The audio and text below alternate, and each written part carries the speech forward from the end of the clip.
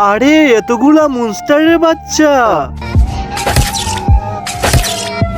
ওরে ওরে, কে মেরেছে আমার বাচ্চাদের? মনে তো হচ্ছে এটা বাচ্চাদের বাবা। আমি এক কাজ করি, তাড়াতাড়ি পালিয়ে যাই, না হলে ও তো আমাকে মেরে ফেলবে। টাক্কা, আরে বল্টু কি হয়েছে? আমি 3টা মনস্টার বাচ্চা মেরে ফেলেছি। এখন তো ওর বাবা আমাকে মারতে এসেছে। সমস্যা না, ও কিছু করবে না। টাক্কা, ও তো আমার দিকে এগিয়ে আসছে। তুমি এক কাজ করো, কোথাও লুকিয়ে পড়ো। আচ্ছা ঠিক আছে, আমি লুকুচ্ছি।